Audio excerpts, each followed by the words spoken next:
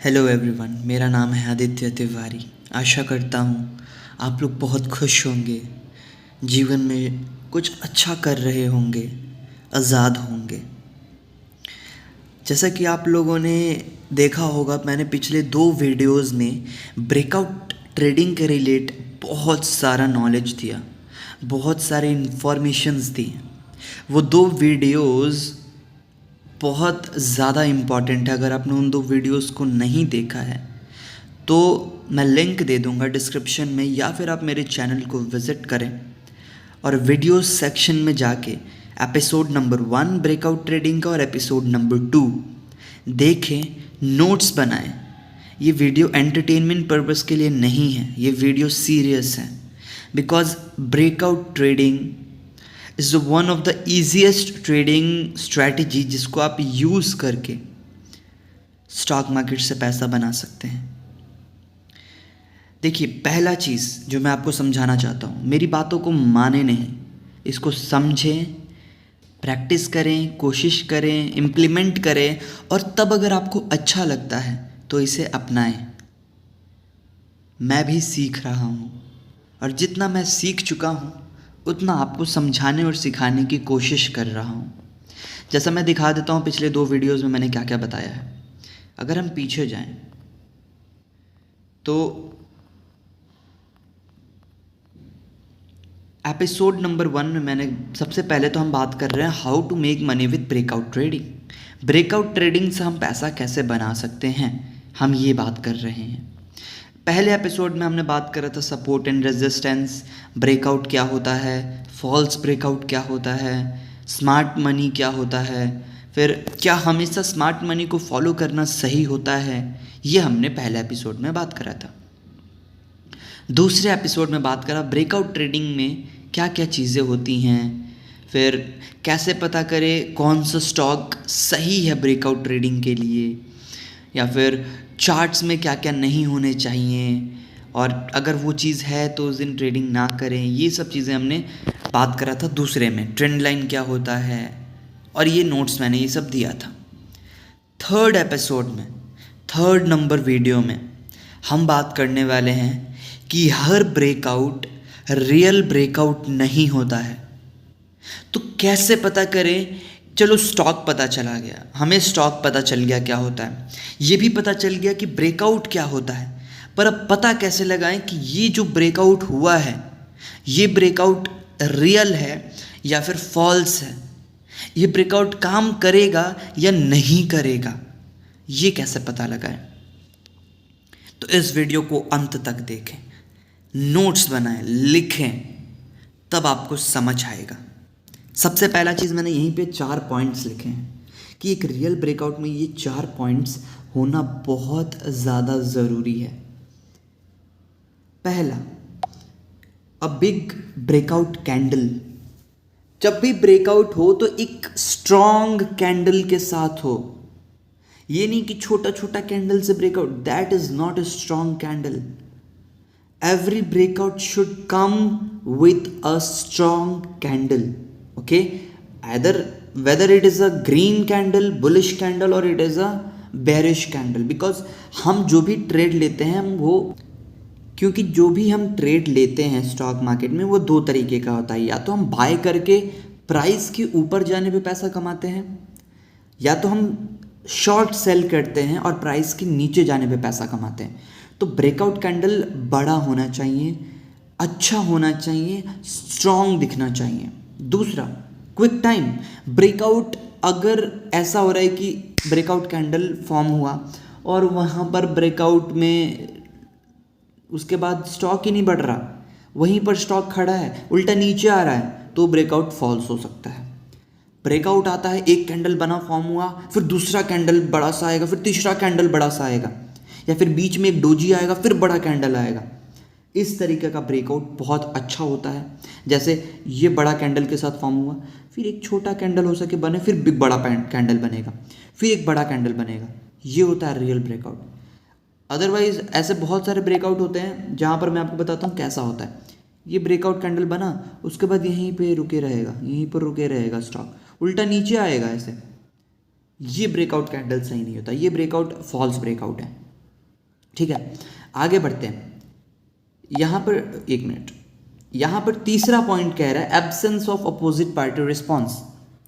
यहाँ पर मैंने ये समझाया था आपको कि ये क्या होता है absence of opposite party response. जैसे कि मान लो आप बाय करना चाहते हो, प्राइस के ऊपर जाने पे पैसा कमाना चाहते हो, तो यानी ग्रीन कैंडल फॉर्म होगा।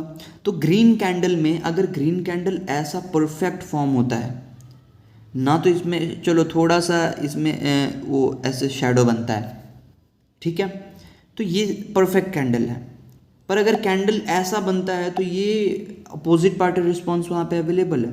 अगर मान लो ये कैंडल है जिसमें से लंबा सा ये है, ये जो पार्ट है यानी यहाँ पे सेलिंग आया है, समझ रहे हो आप?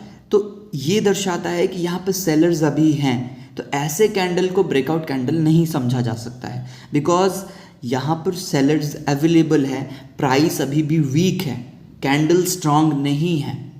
तो ये सब कुछ इंडिकेशंस है जो दिखाता है कि ब्रेकआउट रियल है या फेक है। चौथा, गुड वॉल्यूम। वॉल्यूम अच्छा होना चाहिए। आप इंडिकेटर्स का यूज़ करके पता लगा सकते हैं कि इस पर्टिकुलर कैंडल में, इस पर्टिकुलर टाइम फ्रेम पे क्या वॉल्यूम है, क्या बड़े लेवल पे ख़रीदारी हुआ है, क्या बड़े लेवल पे बिकवाली हुआ है, क्या कोई बड़ा आदमी एंट्री ले रहा है क्या। ये वॉल्यूम से पता चलता है। जैसे जैसे वॉल्यूम अगर बढ़ रहा है यानी कोई एंट्री ले रहा है स्टॉक में, कोई बड़े लेवल पे स्टॉक को खरीद रहा है या बेच रहा है, तो ये दर्शाता है कि जो ट्रेडिंग है, जो ब्रेकआउट ट्रेडिंग है वो कैसे करते हैं, और ये बताता है कि जो ब्रेकआउट है वो रियल है या फिर फेक है। ठीक है, आगे बढ़ते हैं। अब बिग ब्रेकआउट कैंडल का बात करते हैं, अच्छे से समझते हैं। The breakout should happen with a big candle because the involvement of smart money at crucial price level will always result in a big move. अगर ब्रेकआउट बड़े कैंडल के साथ नहीं आ रहा है, इट मीन्स वहाँ पे स्मार्ट मनी नहीं है, वहाँ पे कोई बड़े लेवल पे बाय नहीं कर रहा। यहाँ पर आप देख सकते हैं, थोड़ा जूम करता हूँ मैं। जैसे मान लो ये लेवल है, इस लेवल पे इस बड़े कैंडल के साथ ब्रेकआउट दिया है, ठीक, उसके बाद देखो ये यहाँ तक प्राइस गया, तो यहाँ पर ना ब्रेकआउट बड़े कैंडल के साथ आया। लेकिन एक चीज़ और हमें ध्यान रखना होगा कि जो ब्रेकआउट है वो ज़्यादा भी बड़े कैंडल के साथ नहीं आना चाहिए। अगर बहुत ही बड़ा कैंडल के साथ ब्रेकआउट आ जाएगा तो वहाँ पर तो कैंडल निकल गया ना, जितना प्राइस को बढ़ना था वो एक ही कैंडल में वो बढ़ गया प्राइस, तो वहाँ पर एंट्री लेना लॉस ज़्यादा हो सकता है, या फिर रिस्क टू रिवॉर्ड रेशियो वहाँ पे ख़राब हो जाता है अगर बहुत बड़ा कैंडल फॉर्म हो जाता है। तो कैंडल ऐसा फॉर्म होना चाहिए जो अच्छा हो, आपके रिस्क टू रिवॉर्ड रेशियो में फिट हो, कि वहाँ पे अगर आप रिस्क ले रहे हो 10,000 का तो 20,000 तक का आपको प्रॉफिट दे दे। रिस्क टू रिवॉर्ड 1:2 का होना चाहिए। तो कैंडल ना ज़्यादा बड़ा होना चाहिए, बहुत बड़ा नहीं होना चाहिए कि आप एंट्री लो तो फिर उसके बाद कैंडल बढ़ ही ना पाए, एक ही कैंडल में सारे रिटर्न्स आ चुके हैं। कैंडल परफेक्ट होना चाहिए, कैंडल स्ट्रांग दिखना चाहिए, तब पता चलता है कि यहाँ पर कोई ऑपरेटर, कोई बड़ा आदमी, बड़ा इन्वेस्टर, बड़ा एफआईआई कोई एंट्री ले रहा है। समझ रहे हो? दूसरा, जैसे कि मैंने आपको बताया क्विक टाइम, जो देखो यहाँ पर आप देख सकते हो टाटा मोटर्स का चार्ट है, ब्रेकआउट यहाँ पर आया, उसके बाद देख रहे हो टाइम नहीं मिला कि कोई एंट्री ले, मौका ही नहीं दिया स्मॉल इन्वेस्टर्स को, छोटे इन्वेस्टर्स को कि कोई एंट्री ले। यहाँ पे आपको एंट्री यही मिल सकता था इसके क्लोजिंग प्राइस पे, इस कैंडल के ब्रेकआउट के कैंडल पे। उसके बाद से ये जो गया है, हर किसी को मौका नहीं मिलता कि वो इसको कैच कर सके। ठीक है, तो बहुत तेजी से big breakout should happen in a single day. एक दिन में ब्रेकआउट आए, we don't consider the script यानी stock which will display small range of candles after breaking the resistance trend line. जैसे कि मैंने क्या बताया, एक ब्रेकआउट कैंडल आया, यहाँ पर आप देखो, एक minute, just a minute guys, यहाँ पर आप देखो एक ब्रेकआउट कैंडल आया, फिर एक छोटा सा कैंडल बना, फिर एक ब्रेकआउट कैंडल आया, फिर एक छोटा कैंडल बना। तो ये दर्शाता है कि ये पावरफुल ब्रेकआउट है, बड़े मनीज यहाँ पे इन्वॉल्व हैं, बड़े बड़े इन्वेस्टर्स, ट्रेडर्स यहाँ पे इन्वॉल्व हैं, जो प्राइस को 3-4 ट्रेडिंग डेज में ही लेके चले गए आसमान पे। ये बेस्ट ब्रेकआउट सिस्टम है, ये बेस्ट ब्रेकआउट चार्ट है जो मैं अभी आपको दिखा रहा हूँ टाटा मोटर्स का। यहाँ पर जो भी एंट्री लिया होता है उसने बहुत पैसा बनाया होता, तो क्विक टाइम में एंट्री आना चाहिए। उसके बाद है absence of opposite party response, जैसा कि मैं आपको चार्ट पे दिखाता हूँ कि ये क्या है। जैसे कि देखो ये कैंडल कितना परफेक्ट कैंडल है, यहाँ पे अपोजिट पार्टी का रिस्पॉन्स ही नहीं। देखो यहाँ पे मैंने क्या लिखा है, नो सेलिंग प्रेशर। इस कैंडल, एक मिनट गाइस, एक मिनट, यहाँ पे आप देख सकते हैं कि सेलिंग प्रेशर नहीं है, यानी बायर्स जो हैं, जो प्राइस को ऊपर लेके जाना चाहते हैं वो बहुत ज़्यादा है, वो बहुत स्ट्रांग है। सेलर्स जितना बेच रहे हैं वो उससे ज़्यादा खरीद रहे हैं, तो ये दर्शाता है कि प्राइस स्ट्रांग है, भाव मजबूत है, यानी भाव ऊपर जाएगा। तो सेलिंग प्रेशर नहीं आना चाहिए। जैसे मैं आपको एक एग्जांपल दिखाता हूँ सेलिंग प्रेशर का। जस्ट अ मिनट वेट करिए, ऐसे में कहीं ना कहीं दिखेगा सेलिंग प्रेशर का एग्जांपल मैं आपको दिखाता हूँ। जैसे देख लो ये स्टॉक है, जैसे ये कैंडल है, ये कैंडल जो फॉर्म हुआ है यहाँ पर, इसमें देखो आप इतना बड़ा ना शैडो बन गया ऊपर में। ये क्या है, यानी प्राइस यहाँ तक जाके प्राइस नीचे आके सेटल हुआ है, यानी कोई बेचा, सेलिंग प्रेशर आया वहाँ पे। यहाँ पे देखो सेलिंग प्रेशर, इसीलिए स्टॉक नीचे की तरफ आ रहा है। ये सब दर्शा रहे हैं कैंडल की भाई यहाँ पे सेलिंग प्रेशर है, स्टॉक सस्टेन नहीं कर पाएगा, वो नीचे आएगा। समझ रहे हो आप, बायर्स ऊपर ले जाने की कितनी भी कोशिश कर रहे हैं पर सेलर्स बेच रहे हैं, यानी सेलिंग प्रेशर है। तो आपको ये समझना होगा ब्रेकआउट लेवल पे, इंपॉर्टेंट लेवल पे अगर अच्छा कैंडल फॉर्म हो जहाँ पे सेलिंग प्रेशर ना हो, उसके बाद से क्विक टाइम में ब्रेकआउट मिलता है, that is a perfect breakout. और यहाँ पर जो एंट्री लेता है वो बहुत पैसा कमाता है। अब देखो गुड वॉल्यूम का बात कर रहा हूँ कि मैंने गुड वॉल्यूम होना चाहिए। Breakout candle receives the good volume then it shows the involvement of smart money.